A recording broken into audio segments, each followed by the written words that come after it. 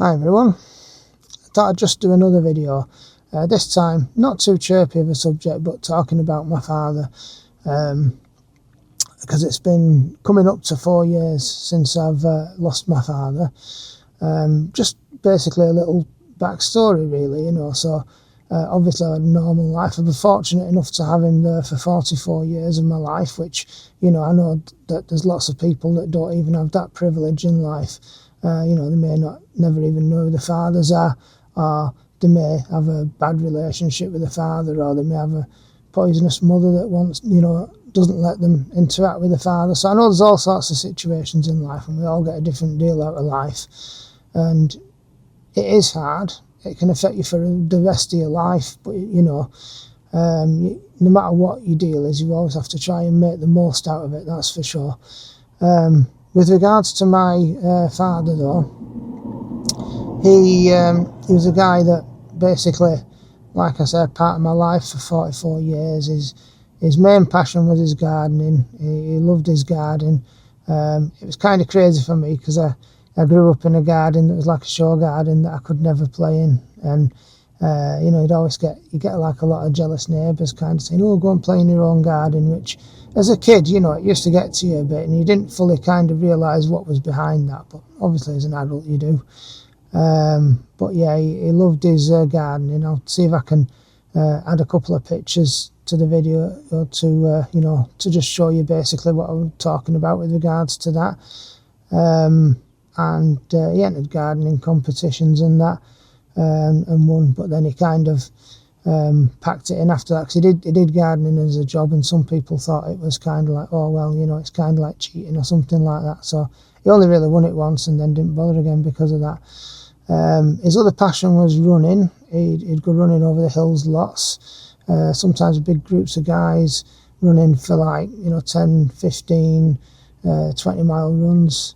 And when I was younger myself, I used to do quite a bit of running myself, so I used to go on some runs with him in the hills, which was good father-son time bonding. I learnt my route around the hills and obviously got more experience with running as well, so that was really good. His other passion, he liked a couple of drinks as well, usually every night. That had a bit of a hold over him, but it was, everybody's got the vices, and apart from that, he lived his life he lived his life his way, basically, for the most part. And he lived a pretty modest life, but, well, why not? He was just one of those people that he just embraced his passions, and he was there as a family as well, for a father. He was always there when I needed him, which is the most important thing.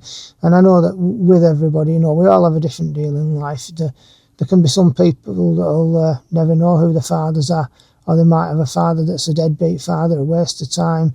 They might have a mother that's poisonous and doesn't let them interact with the father. So, or you can even have people that have, had the fathers pass for whatever reason, So, when they've been a little child or something like that, so they've never even had the chance to kind of really have formed that bond like we should naturally have. But he was there for 44 years of my life, and I'm grateful for every moment that he was there.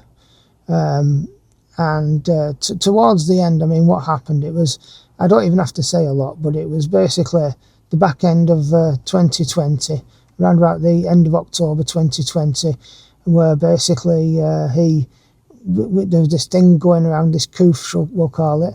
Don't want to say the name, obviously, on YouTube, but and you heard about it going round, and lots of people having it and getting poorly.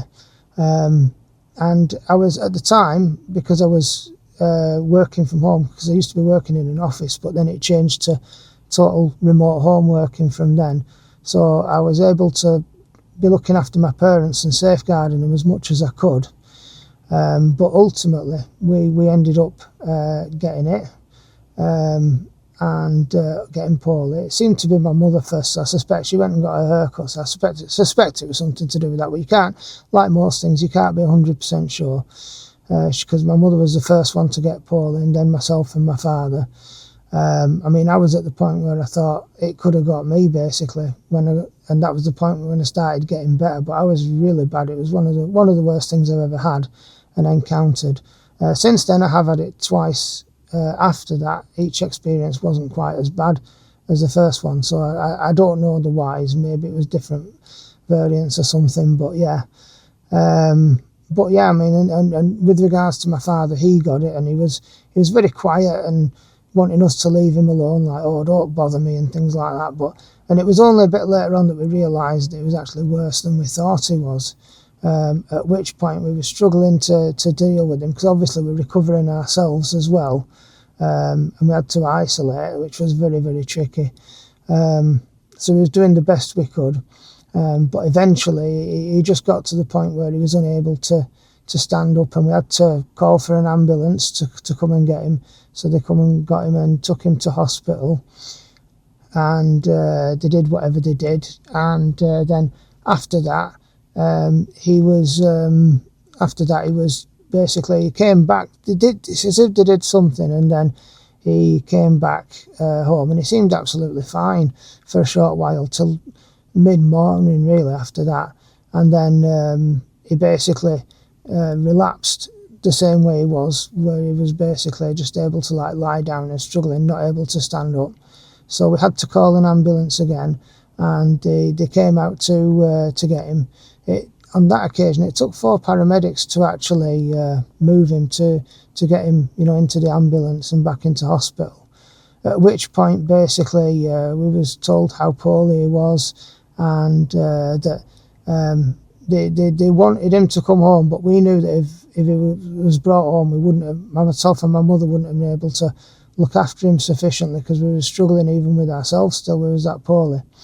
So he ended up being transferred to a nursing home, or a rest home, as I believe the Americans call them, where basically he was, I've just got somebody walking past, which is a bit weird when you video him, but yeah, he was basically transferred to a nursing home where he was put on end-of-life care, and then after that, basically it was a matter of weeks by that time. The actual day was Boxing Day 2020, when he actually, when it was actually the end, and he finally did put him on medication, which there was a lot of debate about the medication, because myself and my family, we kind of feel that, it was one of those situations, like a lot of people speak about, where, they purposely put on end of care with certain medication to end them, basically, for want of a, I'm trying to put it as nice as I can, but we do feel that. But then again, it's like, even if that was the case, it's like, what happened, and nothing can bring him back. So it's just, for all of us, it's just basically, it was a process of just learning to grieve and move on, and accept what had happened, because sometimes, things happen in life that you don't have any control over, and you just have to basically learn to accept it and move on. Even if it's something that's not nice, you still have to do that. So I mean, that's basically what happened from there, and the story of basically how it came to be.